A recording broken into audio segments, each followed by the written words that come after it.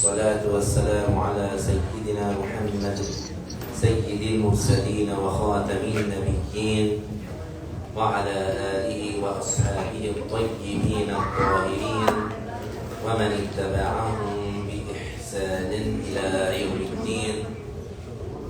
وأشهد أن لا إله إلا الله وحده لا شريك له وأشهد أن محمدا عبده ورسوله. اللهم لا سهل إلا ما جعلته سهلا وأنت يا حي يا قيوم تجعل الحزن إذا شئت سهلا. اللهم ذكرنا ما نسينا وعلمنا ما جهلنا وانفعنا بما علمتنا وزدنا علما.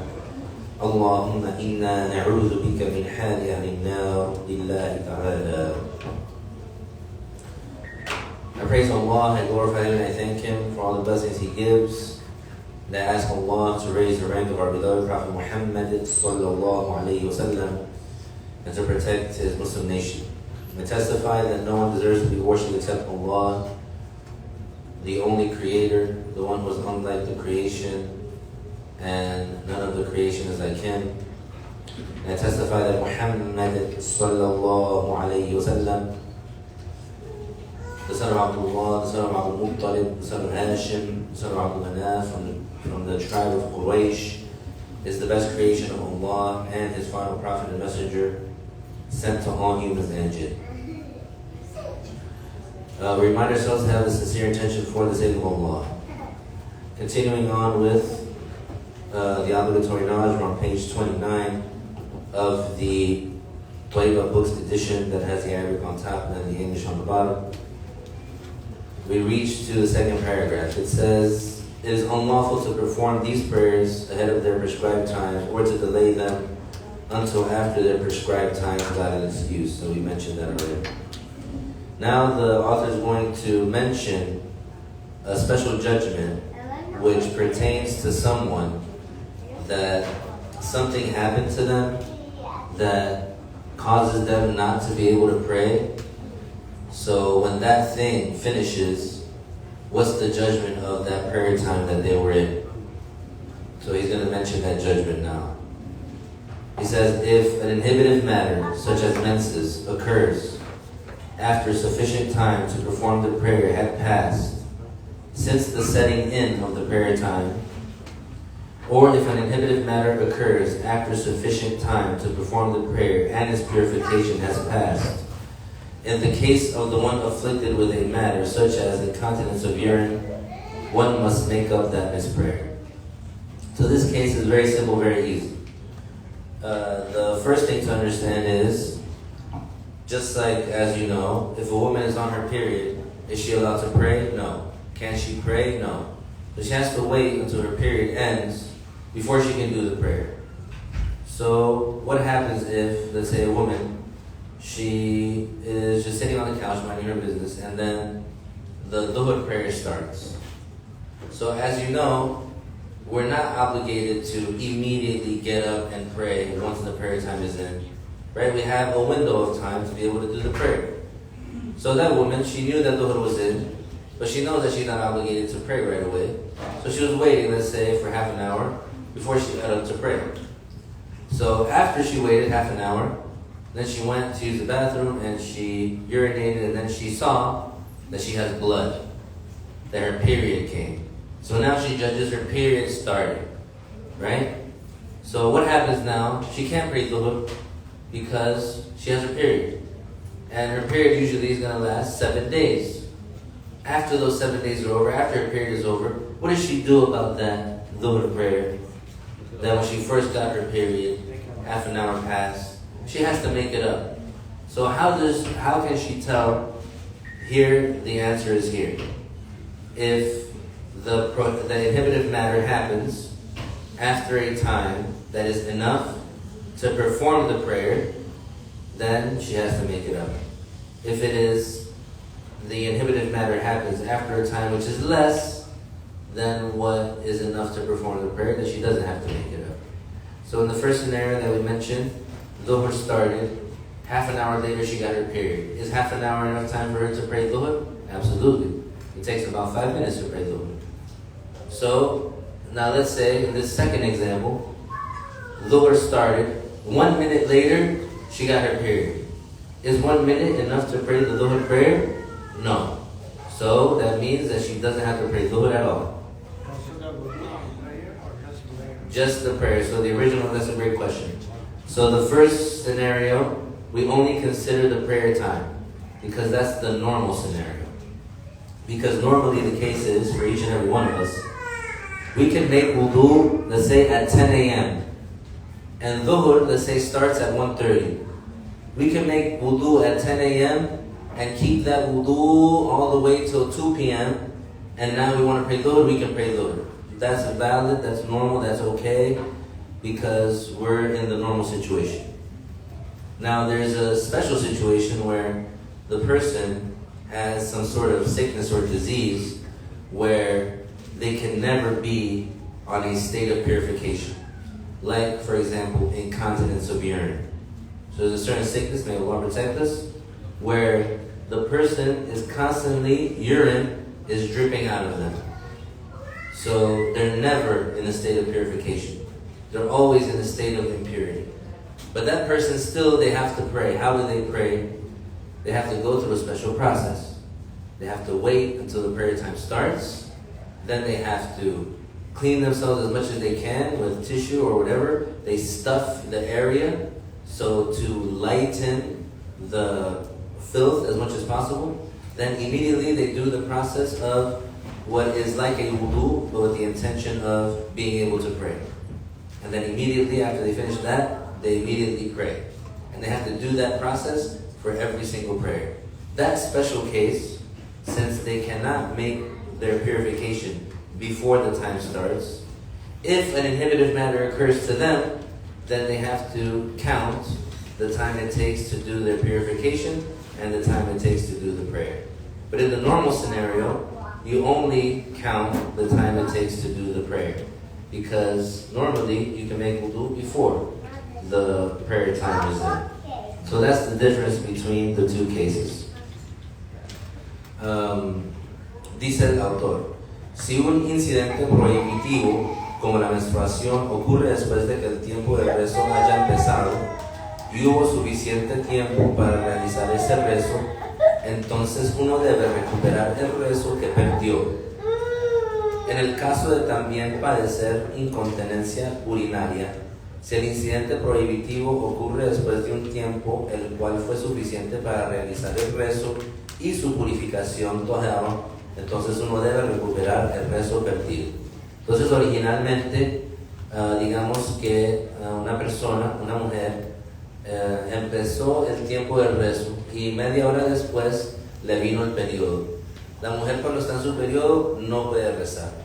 Entonces, ¿qué es lo que hace esa mujer? Después de que se termina el periodo, tiene que reponer ese rezo o lo puede dejar. En este caso, porque el tiempo que pasó antes de que le vino el periodo es suficiente para realizar el rezo, en este caso, cuando se termine el periodo, ella tiene que hacer ese rezo, tiene que recuperar ese rezo. Pero si digamos, después de que empezó el tiempo del rezo de dhuhr, un minuto después le vino el periodo, en este caso, no tiene que recuperar el rezo, porque ese tiempo, un minuto, no es suficiente para que ella haga el rezo de dhuhr. Ese es el caso normal, ese es el caso que casi todo el mundo pues le pertenece ese ejemplo. Ahora hay ciertos casos en que la persona tiene una situación especial que él no puede hacer la purificación antes del tiempo, tiene que esperar hasta que el tiempo entre y después hace un proceso de purificación y después hace el rezo. Si ese es el caso de la persona, entonces en vez de considerar solamente el tiempo del rezo, tiene que considerar también el tiempo de la purificación. Entonces, digamos, una persona que tiene incontinencia urinaria, si empieza el tiempo del rezo y 5 minutos después le vino el periodo, esa persona no tiene que recuperar el rezo, esa mujer no tiene que recuperar el rezo. ¿Por qué? Porque los 5 minutos no son suficientes para realizar la purificación y el rezo, porque esa persona tiene una situación especial que tiene que esperar hasta que empiece el tiempo para hacer la purificación. Now, the example that the author gives is the period, because that's usually the most common. That's usually what happens often. But let's use another example. What's another example of something that prevents you from praying? Question for the audience. If you know the answer in the chat, you can put it in the chat. Okay. Okay, that's good. What's something that's possible that it could happen to a man? That if it happens to you, you can't pray. Insanity. Alhamdulillah, mashallah. We can tell that you are studious, mashallah. So, if you go insane, you can't pray. Because in order for the prayer to be valid, you have to have your mind. You have to be sane. So what happens let's say in this case, since you got the right answer, I'm going to continue with you to give you this test question. Let's say 3 minutes after Dhuhr started, the man went insane. And then a week later, he got his sanity back. Does he have to make up that Dhuhr prayer? Just follow the rule. 3 minutes enough to pray Dhuhr? Huh? 5 minutes. Yeah, 5 minutes. 3 minutes? I don't know, that's kind of fast. Fine, then I'll change the time because that makes kind of 2 minutes. 2 minutes after Dhuhr came in, he went insane. And then a week later, he got his sanity back. Is he obligated to pray that, make up that Dhuhr? 2 minutes because it's not enough. What about when he wakes up? We said that he went insane for a week. So that whole week, he's missing Dhuhr, Asr, Maghrib, Isha. Does he have to make any of those up? No. So that means, let's say someone went into a coma, right? Let's say half an hour after Dhuhr started, and he woke up 10 years later. What's the prayer that he has to make up? Dhuhr. And then those 10 years that passed, he doesn't have to make those up. So is that case clear? And usually it applies to and they mention the period because that's the one that happens the most often. But it could be, let's say, losing your mind if you become insane. It could be any fainting, like losing consciousness, or like going into a coma. All those are examples of prohibitive matters, and inhibited matters, things that prevent you from praying, that you can't pray while that's the case.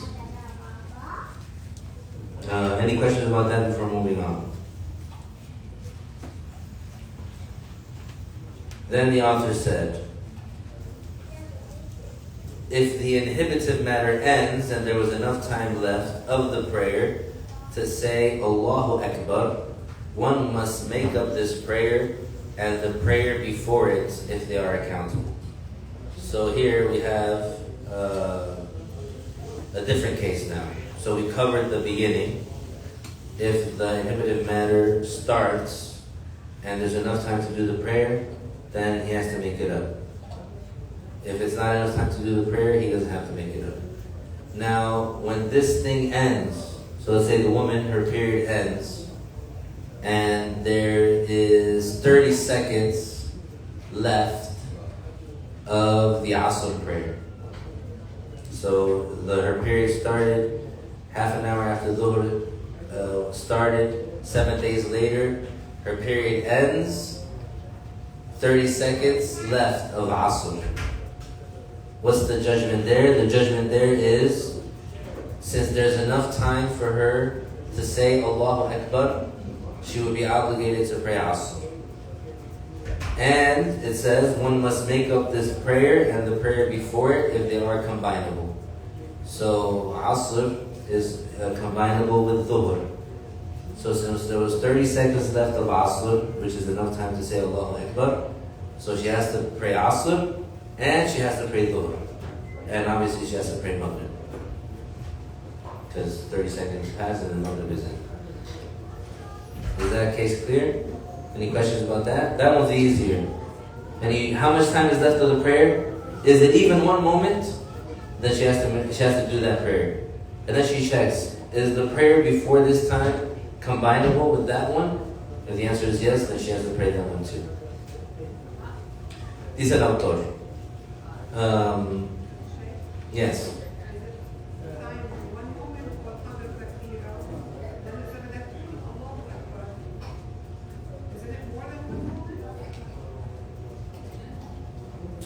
Yes, technically it is more than 1 moment. Yeah, and the time it takes to say Allahu Akbar. But it's a very short time. They specifically say Allahu Akbar because it's a piece of the prayer. So it's at least a piece of the prayer can be done. So then they consider the whole thing. No.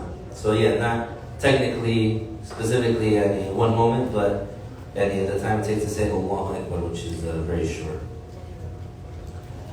The author said, por otra parte, si el incidente prohibitivo termina y hay tiempo suficiente para decir Allahu Akbar antes de que el tiempo del rezo termine, entonces uno debe recuperar ese rezo y el rezo anterior si son combinables.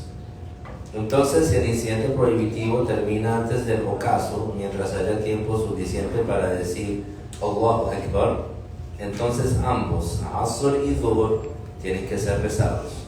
Si termina antes de que el Fajr empiece, mientras haya tiempo suficiente para decir Allahu Akbar, entonces ambos, Isha y Maghrib, tienen que ser rezados.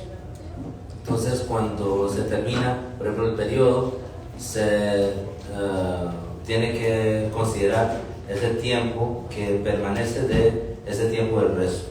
Entonces, si hay suficiente tiempo para decir las palabras Allahu Akbar, entonces ella tiene que hacer ese rezo en el tiempo que ella está, y también el rezo anterior si son combinables, y los rezos combinables son Dhuhr con Asr y Maghrib con Isha.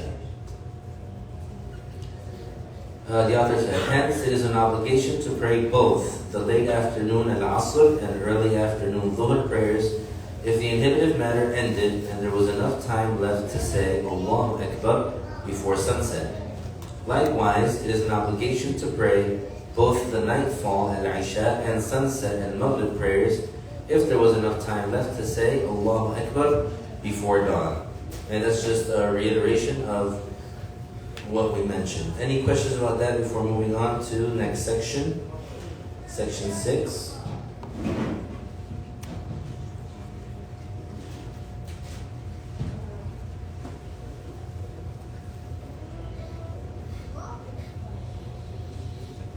There's a question here. It says, if a female who was on wudu went to pray Isha, and after praying, she goes to the bathroom and finds blood, does she make up the Isha when her cycle is done? And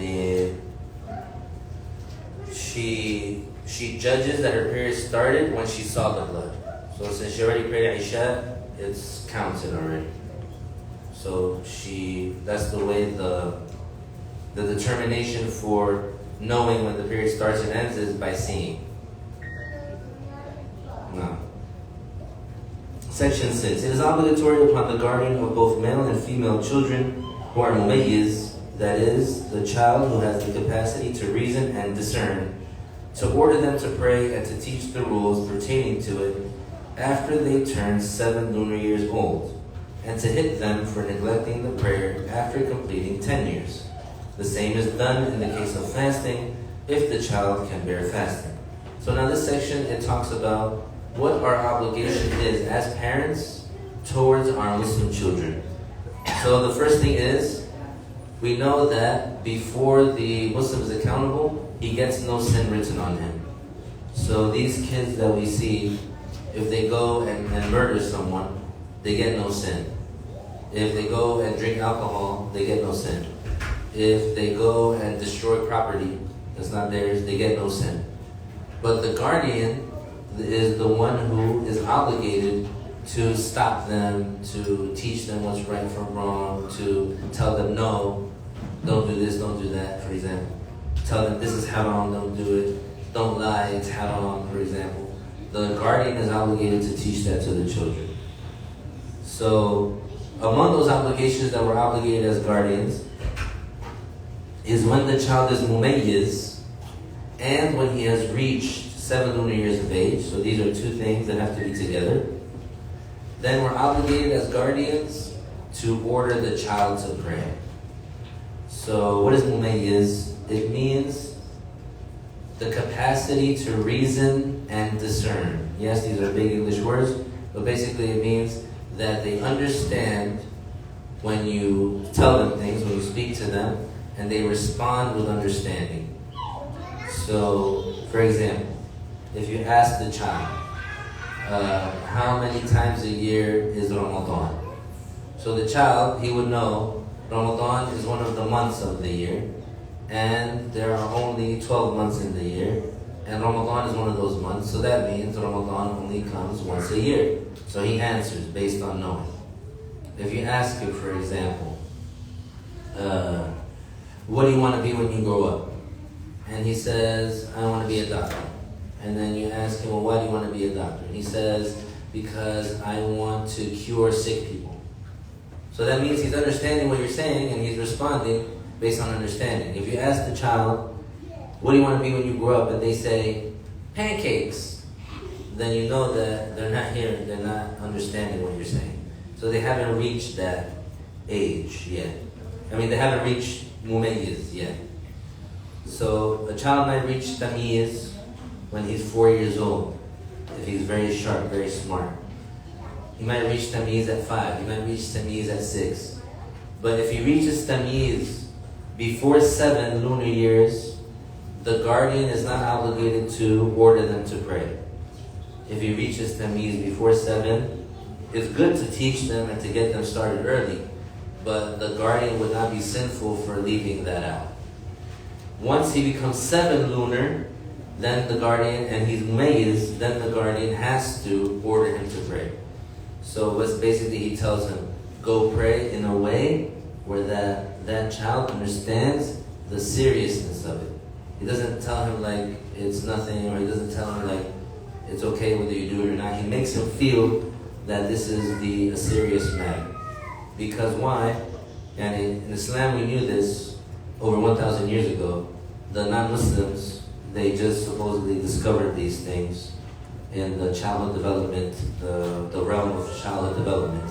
But these years, from like early infancy to 7, 8, 9, 10, those are when the child, he develops his, let's say, fundamental habits or his inclinations.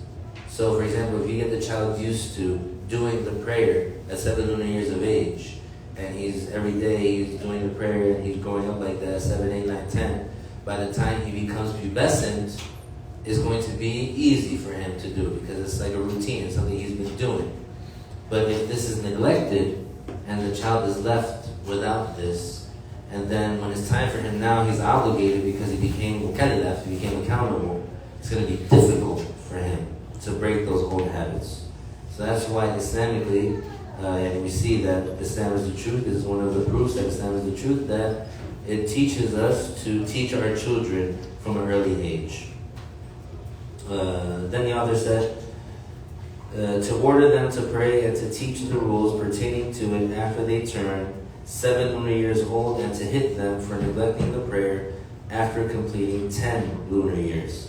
The same is done in the case of fasting if the child can bear fasting. So this hitting, it is a disciplinary act. It is not for the parent to vent out his frustration and anger on his poor child. No, this is not the way Islam is. Islam does not condone any type of abuse. And because abuse is essentially doing injustice to someone. So, but there is a disciplinary hitting. What does that mean? It's something that helps the child to know that this is something serious, that they should, for example, obey, and that they should not disobey, and that they should do the prayer, for example. Now, the rule is that this hitting cannot be in the face, which, subhanAllah, it's, we've heard stories about some Muslim parents that they slap their children. This is haram, big time haram. So you cannot slap any Muslim in the face. You can't even slap a donkey in the face, subhanAllah. So how about a Muslim child? And you cannot hit the child in the lethal spots. Like there's certain spots in the body where if you hit someone there hard enough, they'll die. Like the base of the skull. If you hit someone in the base of the skull hard enough, you'll kill them.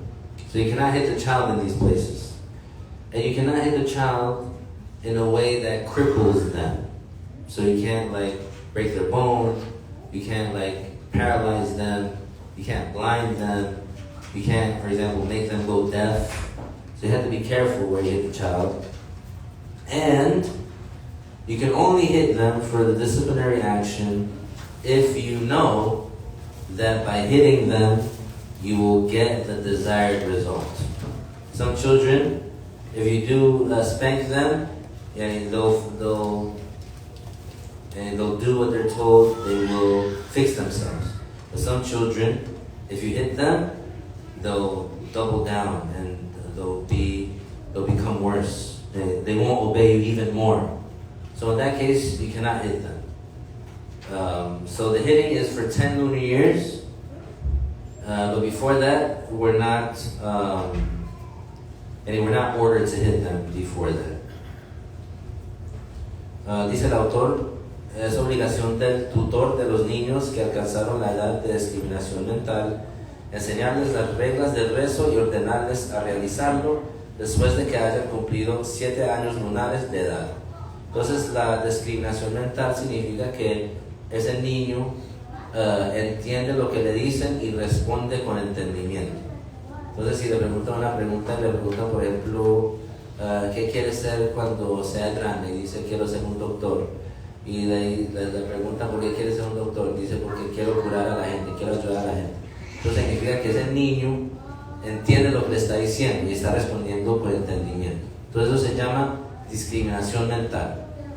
Cuando ese niño llegue a tener discriminación mental y llega a la edad de 7 años lunares, entonces el tutor de ese niño es obligado a ordenarlo a rezar. Porque antes de que tenga discriminación mental, ese niño no puede hacer nada. No puede hacer vudú, no puede hacer rezo, no puede hacer nada porque no tiene esa discriminación mental. Pero después de que tenga eso, ahora sería válido que él haga vudú, sería válido que él haga rezo. Pero el tutor es obligado a ordenarlo después de los 7 años lunares. El tutor también tiene que pegarles por no realizar el rezo después de haber cumplido 10 años lunares de edad. Entonces ya a los 10 años lunares, si ese niño desobedece, el tutor tiene que pegarles. Y es pegarles de una manera disciplinaria, no de una manera abusiva. Porque es prohibido en el Islam abusar de todas formas. El abuso de todas formas es prohibido, porque esencialmente el abuso es una violación de derechos. Entonces, y es una injusticia. Entonces, el padre o la madre no es permitido para ellos pegarle al niño en la cara o pegarle en un lugar donde pueda causar su muerte, como en la parte trasera de la cabeza, y no le puede quebrar un hueso, no lo puede paralizar. Es un golpe o un pegar disciplinario, no es para que ese padre ahogue de su enojo o algo así, no, es algo para que ese niño sepa que eso es algo que tiene que hacer. Entonces esas son las condiciones para que sea válido pegar. Si los niños pueden aguantar el ayuno, es decir, físicamente aguantar, no significa que el niño va a estar chillando y diciendo tengo hambre, tengo sed. No, eso no significa que no pueda aguantar. Significa que se tiene que enseñar, que tiene que tener paciencia y que tiene que superar en eso. Cuando se dice que no puede aguantar, es que significa si no come y no toma por ese tiempo del ayuno, de pronto se desmaya, de pronto se hospitaliza, de pronto le falla un órgano. En ese caso uno no tiene que forzar a que ayune porque eso le hace daño. Entonces en el Islam, cuando ocurre un daño, entonces esa cosa se deja, aunque sea por ejemplo el ayuno o algo así, pero no se considera daño que esa persona no lo quiere hacer, o que esa persona tiene mucha hambre, o que esa persona siente mucha sed. No, eso no es un daño. The same is done in the case of fasting if the child can bear fasting, in the same rule of the 7 lunar years, 10 lunar years. And when we say bear fasting, it means that physically they can bear it. Meaning if they do the fasting, they won't faint, they won't go to the hospital, they won't get sick, etc. Because if they get harmed by that, then they can leave it out. So, but for the child to whine and complain, I'm very hungry, I'm very thirsty, I want to eat, this or that, that's not a harm. So the child is taught to remain patient. Moreover, it is an obligation to teach the children the matters of the belief and the rules of the religion. That is, this is an obligation and this is unlawful. And to teach them that using the siwak and the congregational prayer are religiously encouraged.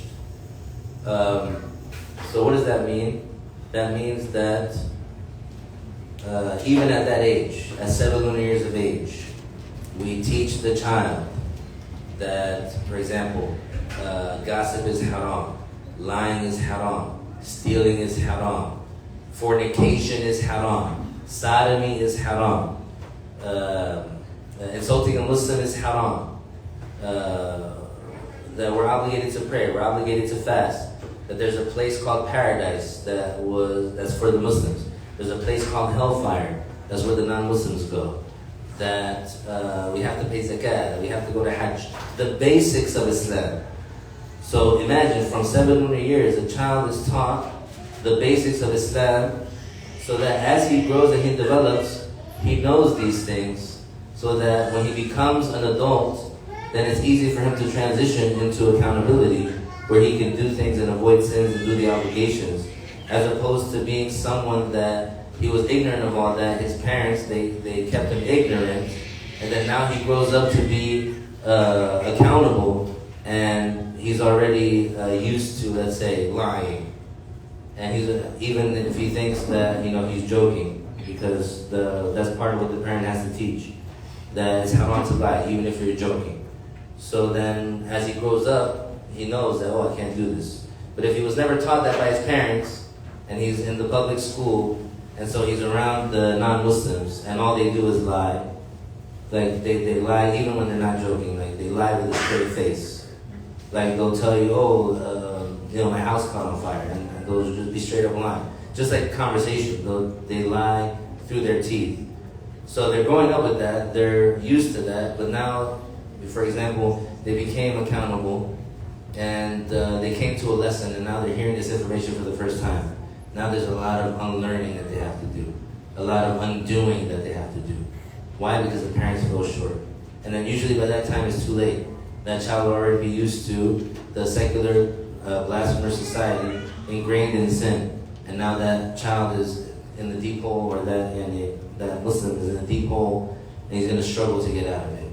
Where if the Muslim parents, they did what they're supposed to do from the beginning, and they taught their child this is haram, they taught their child this is the obligation, this is permissible, this is disliked, this is halal, this is not halal. So the child would have that foundation, and then when he becomes older, he would know, I can't do this. I can do this. This is my obligation. This is what is forbidden.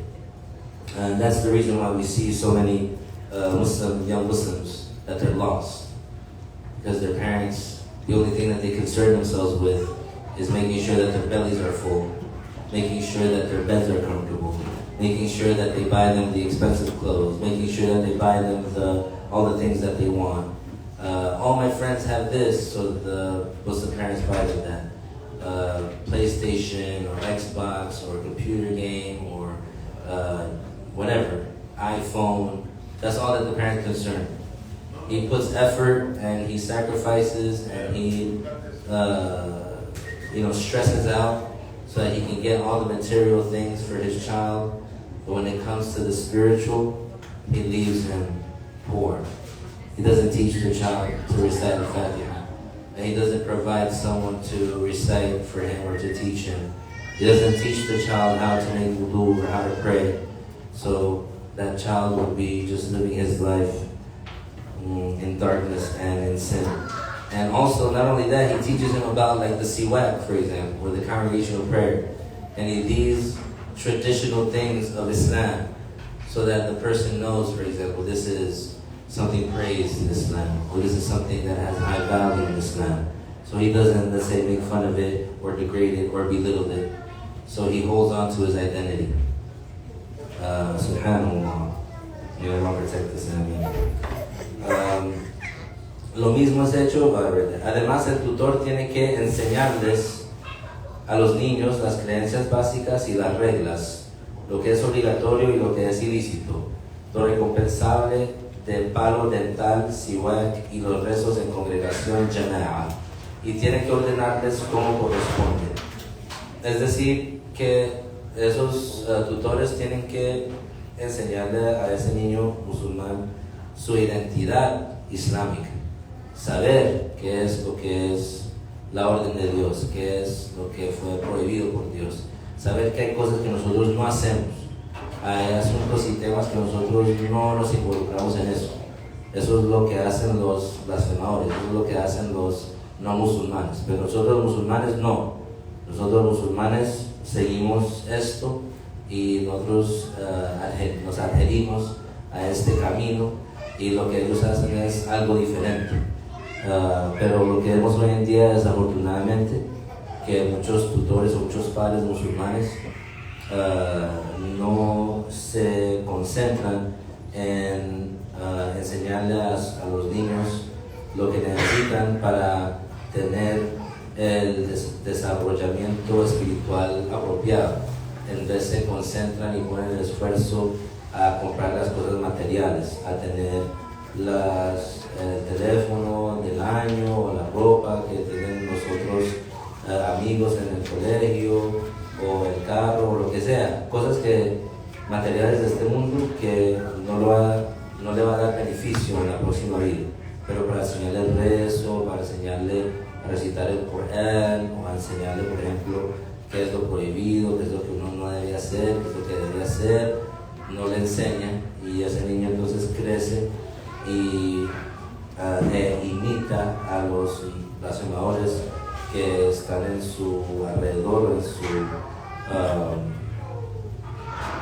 en su colegio o a donde esté, y entonces empieza a ser como ellos, miente y dice cosas que ellos dicen que son malas, hace drogas, bebe alcohol, porque eso es la cultura que él ve, el ambiente en el que él está. Pero si no le da esos principios sanos, islámicos, entonces ese niño no va a tener la habilidad de protegerse.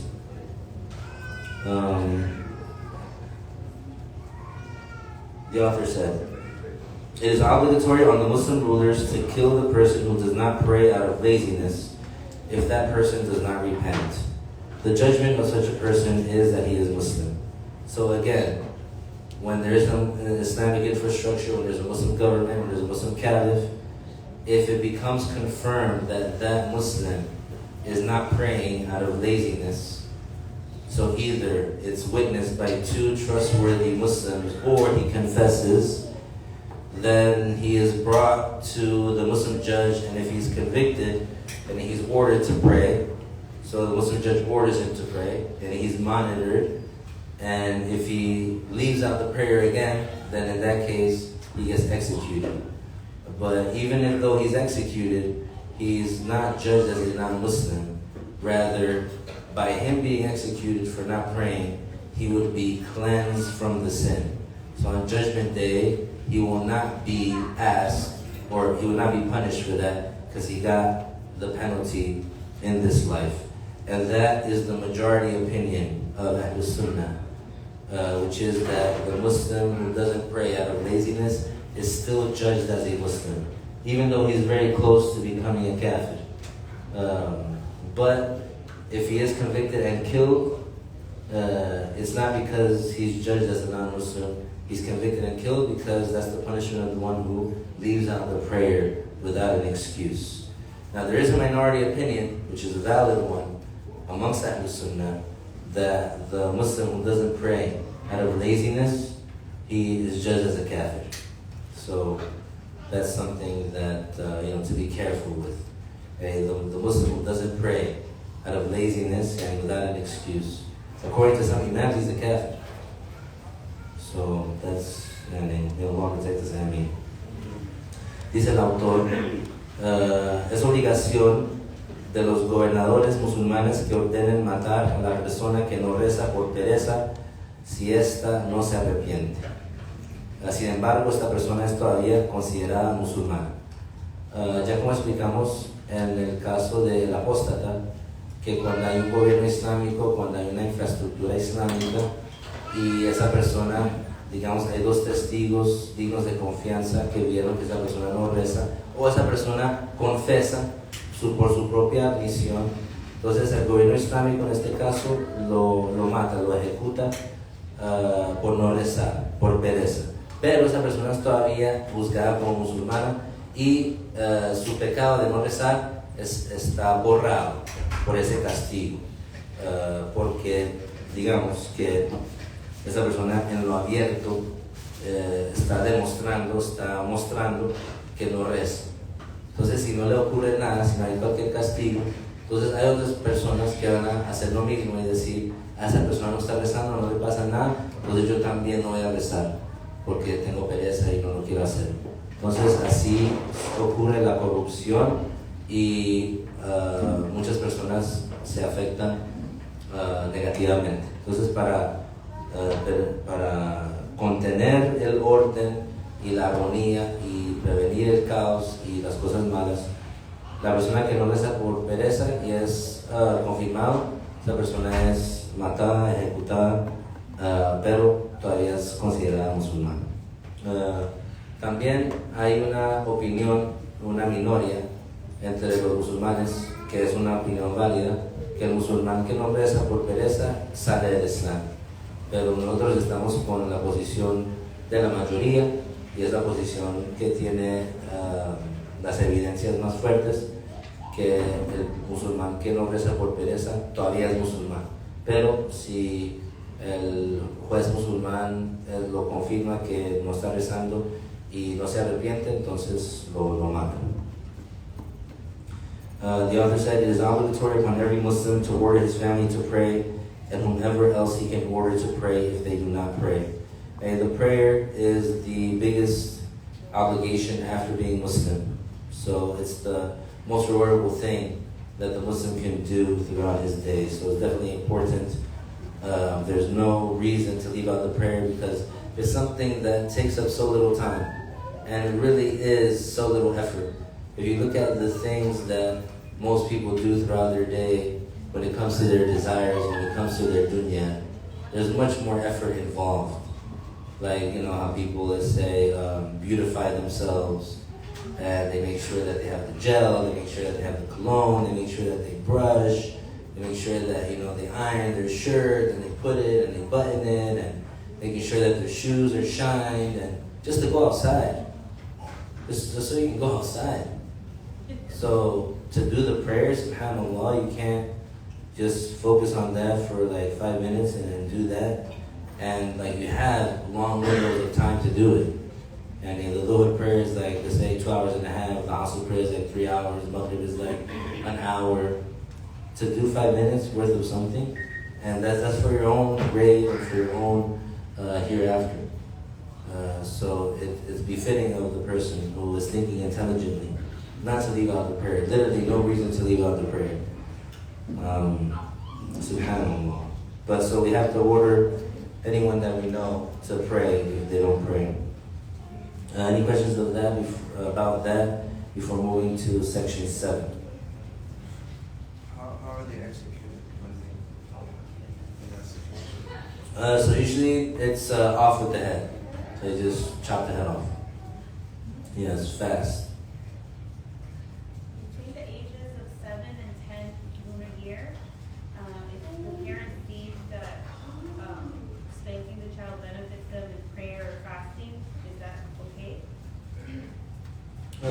yeah, to discipline the child is okay, even before that time. But that's when it would be an obligation, is at the 10.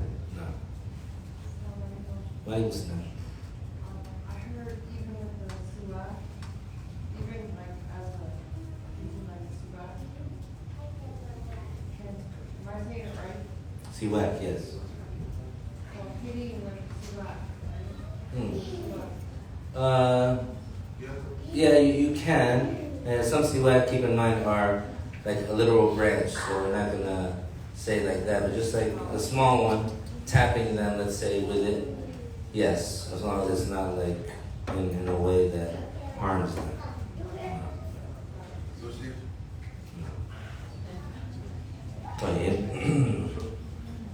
What time is break, Hash? What time is break? Maghrib 10 minutes. around 7:50. 17. Oh, so what? Maghrib? 7:15? 7:50. Oh, 7:50. Okay, Mishi. Okay. No. Like section 7. You guys have the energy, right? We're getting through it at a good pace. Like section 7. Among the conditions of a valid prayer is wudu. Its integrals are 6. The first integral is the intention of purification, al-tahara, for the prayer or any other valid intention when washing one's face, i.e. the intention accompanies the washing of one's face according to Imam al-Shafi'i.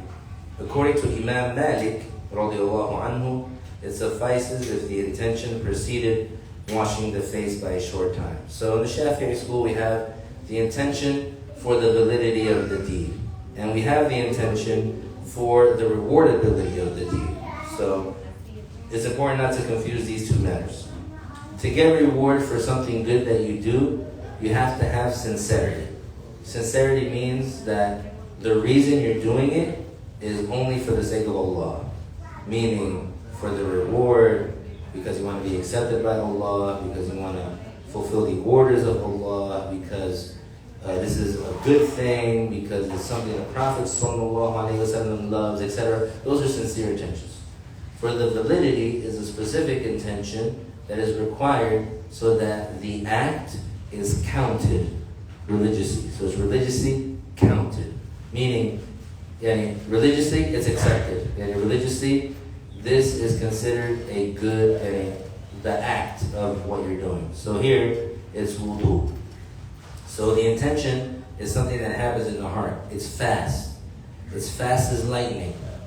So you don't have to, let's say, concentrate, right, to have the intention.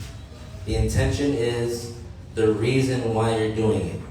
So if you find yourself standing in front of the sink because you know the hood is in and you just used the bathroom and you want to pray, do you need to concentrate and think, I'm about to make wudu right now? No, that's what you're about to do. That's why you're in front of the sink right now. That's why you're going to take water in your hands and splash your face with it. You're not doing it to cool off. You're not doing it to, let's say, wash dirt off your face. You're not doing it to, wake yourself up. You're doing it because you want to pray. That's the intention. So that intention has to be present in your heart when the water first touches your face. It doesn't mean that that intention has to enter into your heart at the same time that you wash your face. It just means that when you first wash your face, there has to be something there already, even if the time that it entered was before you splashed the water on your face.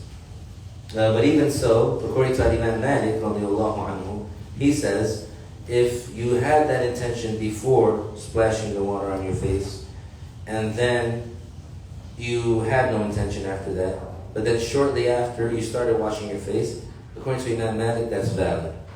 So there's no room for the person to become a victim of the whispers of the devil. Because the devil, he's not going to make you second guess so that you can fix your deed. So the devil's not going to say, hey, did you make sure you had the intention? Hey, did you have the intention? For the purpose of helping you have the intention. The devil's going to try to make you second guess to disturb you. So one of the most obvious things to do is to ignore the devil. because there's nothing that he's going to do that's going to benefit you. I mean, his goal is not to benefit you. So if the devil tells you something, the easiest thing to do is to ignore him. Even if the devil asks you an obvious question, you don't answer. If the devil asks you, for example, are you obligated to pray 5 times a day? Ignore it. Because you're not obligated to answer. So the devil's not trying to help you. So if the devil whispers to you, are you sure you made your intention? It's not because he's looking out for you. It's because he's trying to disturb you. So the easiest thing to do is ignore. Because why are you standing in front of the sink about to wash your face? Why did you, let's say, roll up your sleeves up to your elbow? Because you're about to make wudu. Why are you doing that? Because you need to pray. And you know that this is the process that you need to follow. So don't even think, oh, did I make my intention? Some people, subhanAllah, because they let themselves get messed with by the shaitan, they'll splash water on their face like 5 times. They'll splash water on their face and then they'll think, oh no, I didn't make the intention. And then they'll splash it again. And they'll say, oh no, I didn't make the intention. And then they'll splash it again. That is, it's like a disease. It's like a sickness. Do not be one of those Muslims that gets sucked into that type of compulsive disorder. Because number 1, you'll lose the sweetness of doing acts of worship. And number 2, you will lose a lot of reward. And that's something that you don't want to do, because the prayer is the most rewardable deed after being Muslim. Dice el autor, la ablución wudu es una de las condiciones del rezo. Los integrantes de la ablución. Los integrantes de la ablución son 6. De acuerdo con Imam Shafi'i, tener la intención de purificación tahara para rezar o cualquier intención equivalente, cuando el agua primero toca la cara. Sin embargo, de acuerdo con Imam Malik, es suficiente si la intención precedió lavarse la cara por un corto tiempo. Entonces la intención es algo que ocurre en el corazón, y es algo que ocurre instantáneamente, muy rápido, y no es algo que necesita concentración o enfoque o poner un esfuerzo muy alto, porque en realidad la intención es el motivo por la acción. Yo, ¿qué es lo que quiero hacer? Quiero hacer wudu para rezar. Entonces eso es la intención. ¿Por qué estoy ahí parado? Para lavarme la cara y lavarme los brazos y pasarme la mano mojada por la cabeza y lavarme los pies hasta los tobillos. ¿Por qué estoy haciendo eso? Porque quiero rezar. Eso es la intención. Entonces esa intención tiene que estar presente en el corazón cuando el agua primero toca la cara, y de acuerdo a otros imams, como el imam Malik, es suficiente si esa intención precedió lavarse la cara por un tiempo corto, por un corto tiempo. Es decir, si antes de lavarse la cara la persona tuvo la intención y después pasaron como 2 minutos y esa persona no tuvo la intención y después se empezó a lavar la cara, eso es suficiente, de acuerdo al imam Malik. Y eso ayuda al musulmán que no sea víctima de los susurros del diablo, porque a veces el diablo viene y trata de hacer que el musulmán dude. ¿Tuvo la intención o no tuvo la intención? ¿Se le olvidó tener la intención? ¿Fue su intención válida?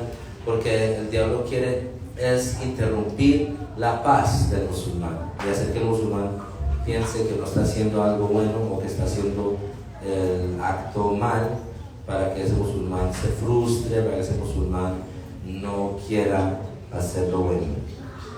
The second integral is washing the whole face from the hairline to the chin and from ear to ear, including hair and skin. However, it is not an obligation to wash the inside of a man's thick beard. So the second thing is you have to wash the whole face from the normal hairline to the chin. So everything in between has to be washed. And it says from ear to ear. So if you were to take like a line from the normal hairline and you draw it down to the part where your ear touches your head, so what's under that line has to be washed. So usually there's this patch of hair right here that's like at the temples. That is part of the face. So that has to be washed. So that part, and then all along the jawline has to be washed, and up to the chin. So this whole area has to be washed. The sideburns, and this little patch of hair where the temple is, and the cheeks, and everything that you have on your face in that area has to be washed, except the man that has a thick beard. So the man who has a thick beard, he doesn't have to make the water touch his skin under his beard. It is enough for him to wash the outside, but it is sunnah for him to make the water reach under his skin.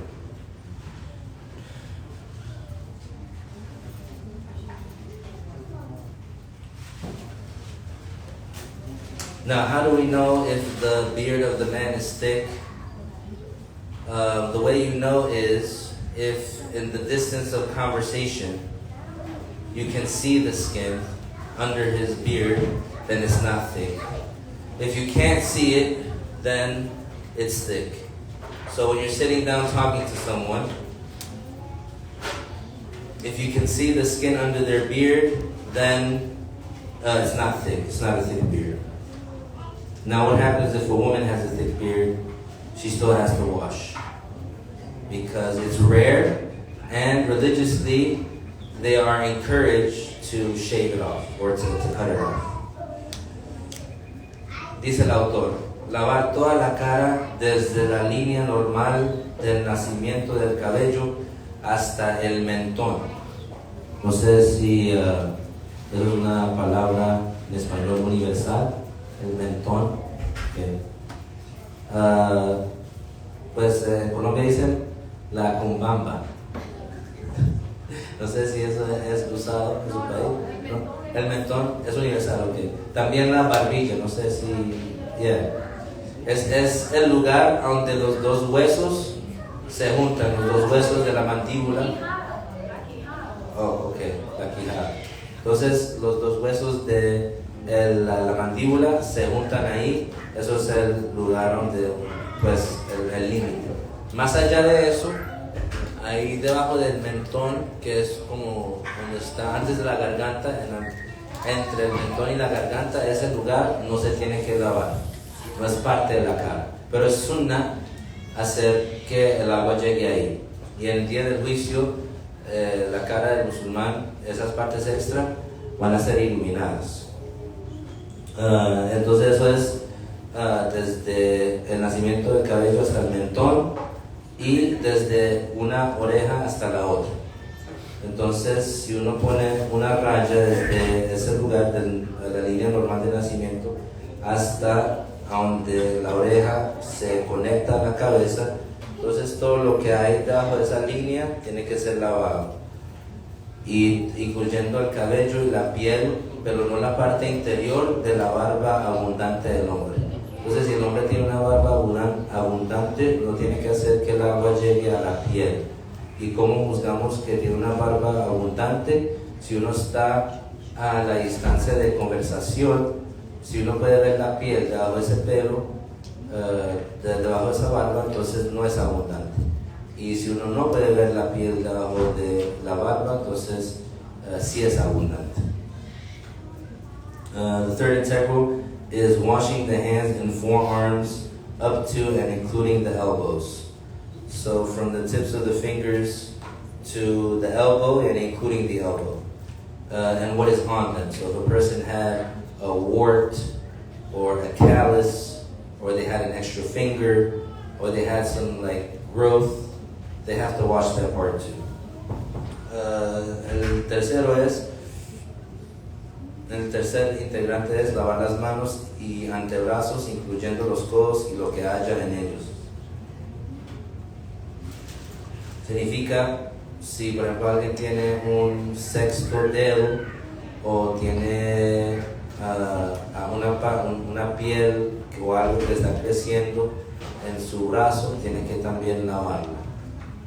The fourth integral is wiping the head or part of it, even if it is only one hair within the boundary of the head. And that's specific to the Shafi'i school.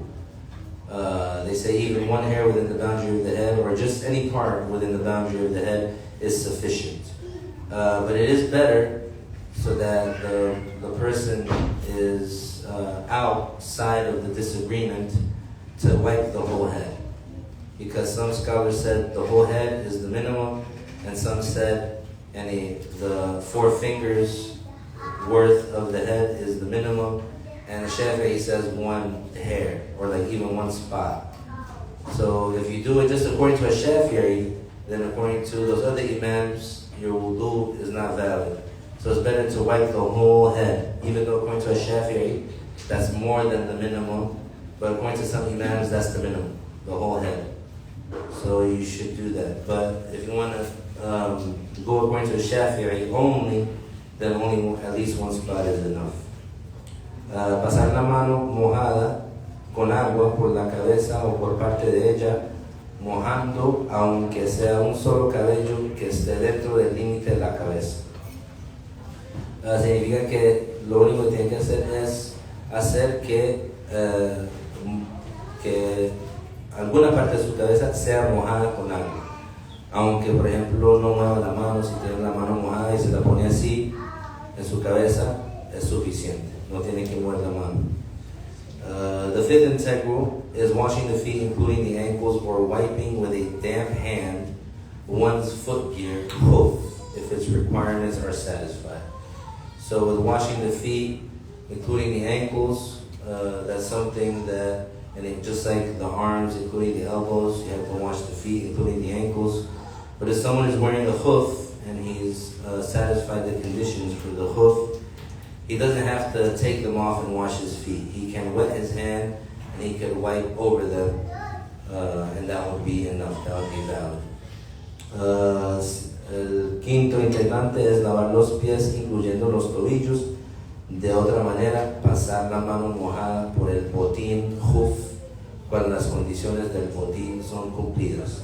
Entonces hay un cierto tipo de botín que con ciertas condiciones, si el musulmán lo tiene puesto, cuando él hace wudu, no se lo tiene que quitar para lavarse los pies. Es suficiente solamente pasar la mano mojada sobre ese botín. Entonces, si tienes el botín con las condiciones cumplidas, se pasa la mano mojada. Si no lo tiene con las condiciones cumplidas, se lo tiene que quitar y lavarse los pies. The 6th integral is fulfilling these integrals according to the above mentioned order. So in the Shafi'i school, you have to do it in order. That's something also that is, there's a difference of opinion amongst the imams. So it's better to do it in order so that you are outside of the disagreement, so that your wudu agrees with everyone. Because if you do it out of order, it won't be valid according to a Shafi'i, but it will be valid according to other imams. El 6th es observar el orden antes mencionado. Entonces, de acuerdo a la escuela del imam Shafi'i, cuando uno hace wudu, tiene que seguir ese orden. Primero la intención con lavarse la cara, después los brazos, incluyendo el codo, después mojándose una parte de la cabeza, después lavándose los pies con los tobillos. Eso es la orden que debe seguir. De acuerdo a otros imams, no es una condición tener la orden o seguir esa orden para que el wudu sea válido. And we'll stop here, inshallah, so that we can pray Maghrib, whoever needs to make wudu.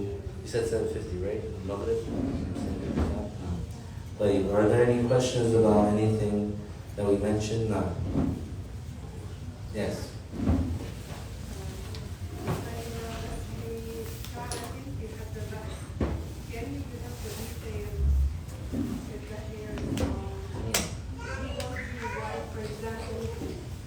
No. From the end of the year. No. So when we said that among the integrals is to wipe a part of the head, even if it was one hair, it means within the boundaries of the head. So let's say that someone has really long hair, and so their hair starts from the boundary of the head, within the boundary of the head. But if they were to pull it down right? It goes like to their shoulder. So it wouldn't be valid if they wiped just like the end of their hair that was beyond the boundary of the head. They have to make sure that they wipe the hair that's within the boundary of the head. No. طيب, any other questions? طيب, wait, go ahead, sister. What about the thick beard? The what? The thick beard. Of the man? Man. So the thick beard of the man, he is not obligated to make the water reach the skin under. It's enough for him to just wash the outer part, but it's sunnah for him to make sure he washes the inner part as well. His fingers. Yeah, so basically he would integrate his fingers into his beard and rub it until the water reaches there. نعم وفيه. طيب نهلل لا إله إلا الله اللهم صل على سيدنا محمد وعلى آله وصحبه وسلم رب اغفر لي ولما